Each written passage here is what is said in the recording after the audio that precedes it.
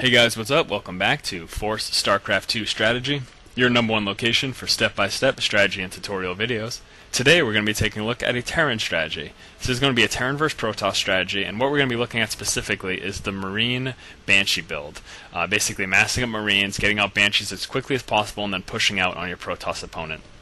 So again, this is a Terran versus Protoss strategy. The Terran player we're looking at today is Morrow, and our Protoss opponent is going to be White Raw. So we're going to go ahead and move straight into Morrow Vision.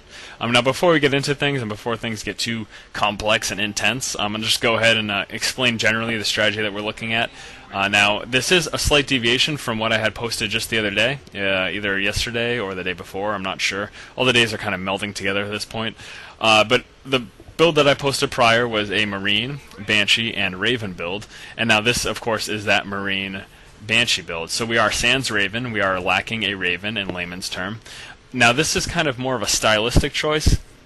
Basically what we're deciding to do in not getting that Raven is we're deciding to get more offensive units earlier, so we're opting to get another Banshee or two instead of getting a Raven. And again, this is kind of a stylistic choice. It's also going to be dependent on what your opponent's doing. I mean, I would say if your Protoss opponent is getting nothing but Stalkers, if all you see when you scout him is Stalkers, it's probably a good idea to go ahead and get that Raven, because that point defense drone obviously is very effective versus the Stalker. It absorbs all those Stalker shots and basically saves the lives of your Marines. So yeah, again, this is just a slight deviation. We are neglecting to get that Raven and instead getting some more Banshees. And another thing I do want to say is in this particular replay, again, what we're trying to do is get Marines into Banshees. But in this particular replay, we do see that our Protoss opponent has a starport, or a Stargate rather. We do see that he has a Stargate, and that kind of tells us that we're likely to be seeing Void Rays. Now once we see that, once we get that scouting information, instead of going straight to the Raven, instead of going straight to the Banshee like we are trying to do, like we want to do, we are instead going to get some Vikings to fend off that Void Ray attack and to deal with it handedly and then move into the Banshees. So again, this is going to be we're going to be taking a good look at how to slightly change the strategy that you're going for based on what your opponent is doing, and then move into what you initially planned on doing in the first place. So we're going to take a look at the build order here. We start off with that 10 supply depot, follow that up with the 12 barracks. And then once our barracks was done building, we of course got that orbital command at 16. Also at that point is when we started building both our refineries. We started building those simultaneously, and we're going to saturate those right away. As soon as we get our first 100 gas, that is when we are going to go ahead. As soon as we get our first 100 gas, that is when we are going to go ahead and start building our factory. Now as you can see here, our Protoss opponent is pushing up with some Zealots, so we are going to try to micro our Marines away, try to save their lives, and try to take out the Zealots. I do want to make a quick note about this build as well. Going for this particular build, you are very susceptible to early game Stalker pushes, and the way you're going to want to defend against that is by getting in this bunker at the front of your base. Basically, if Stalkers move up into your base, 2 or 3 of them, they're going to be able to take care of any Marines that you have at this point in the game. And so basically what you want to do is build that bunker to house your Marines and to take most of the damage from the Stalkers while you're able to obviously shoot them from inside of it. Now here in this particular situation, this bunker is being very effective versus the Zealot push, so obviously it's going to do well against that as well.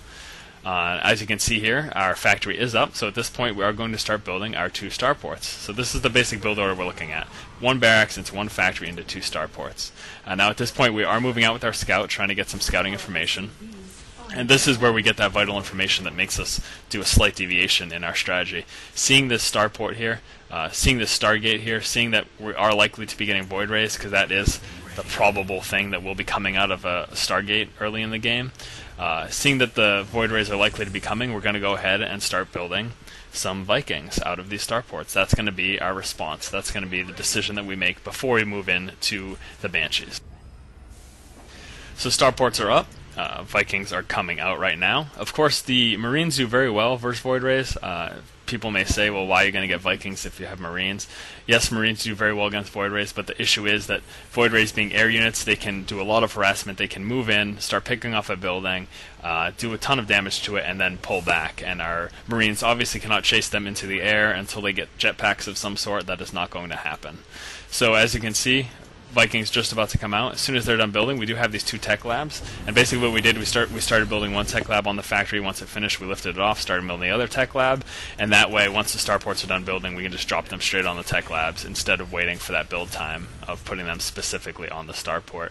So we are doing that really interesting, really fun and cool building scouting by lifting off our factory. We really have no use for the factory after this point. We don't plan on building any siege tanks or anything anytime soon, so we're going to try to use it to get some scouting information. Now, typically you are able to get a lot more scouting information than we are here. This factory is dropping incredibly fast, though, due to the void rays. Once they get fully ramped up to their 3rd level of ray attack, they do significant amount of damage to any buildings, so they were able to take them out pretty quickly. But, I mean, there you go. Our suspicions were confirmed. In seeing that Stargate, we thought the void rays would be coming, and in fact they were. So getting these Vikings was a good decision. We're going to be able to put them to good use here, taking out these void rays pretty handedly. As you saw, we are also getting additional barracks to increase our production of Marines. This is going to be very helpful to us, of course. We want to get as many Marines out as possible. Now, I've had a lot of people ask me specifically about attachments to Terran buildings, such as reactors and tech labs. Now, if you take a look here, the build time on this reactor is 50 seconds. Now, people ask me, well, if you're going for Marines, why are you not just building a reactor? Obviously, you're going to be able to get Marines out faster if you have a reactor.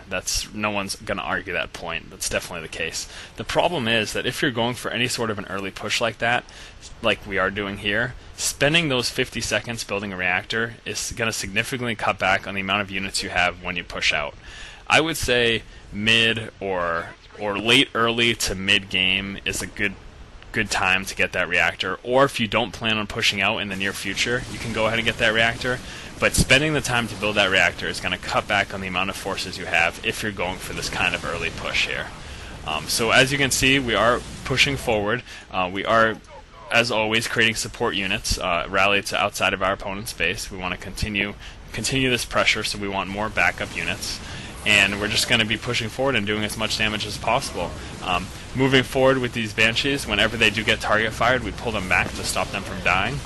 Another neat little trick that you can do is use your orbital command and drop down a mule right on the battlefield, right where you're having your fight.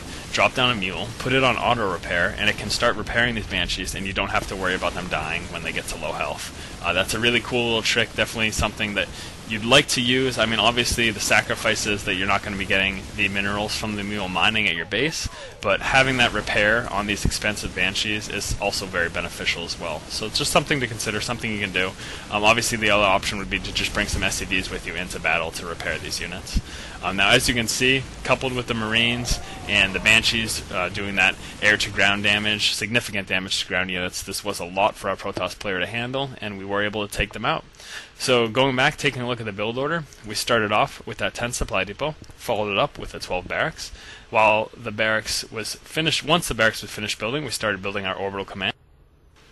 We also at that point started building our 2 refineries.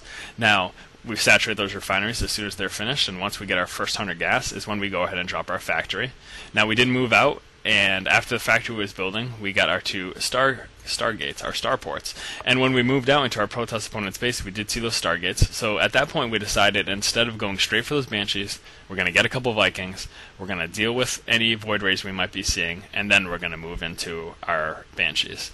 Now, I do want to make a note too, we're not overreacting, we're not getting 14 Vikings because there might be 1 or 2 Void Rays on the field. We're just getting a couple. Once we see what he has for Void Rays, once we deal with the Void Rays that he sends at us, if we need more Vikings, we'll make more Vikings, but we're just going to get a couple to deal with anything we might see, and then we're moving into the Banshees. And then after that, once we get a pretty decent force, 3 to 4 Banshees, we're going to go ahead and push out with our Marines and our Banshees. And again, it's a very potent strike force, very strong versus Protoss players. As you can see here, it worked very well. These are 2 really strong players, and this is a strategy that's being implemented by them. So yeah, definitely something I would try out as a Terran player versus Protoss opponents. So again, guys, this has been Force StarCraft 2 Strategy, your #1 location for step-by-step strategy and tutorial videos. If you guys like what we're doing here and you like what you see, please do go ahead and subscribe to our channel. Keep watching and keep owning, guys. Basically just picking off the buildings, getting to anything that we can that's outside of turret range. All the while we're going to be reinforcing, getting additional Banshees out. Also just going to be working on our economy. In fact, I do think we start building a... There we go. We start building an additional command center to prepare to expand, just in case this push doesn't work.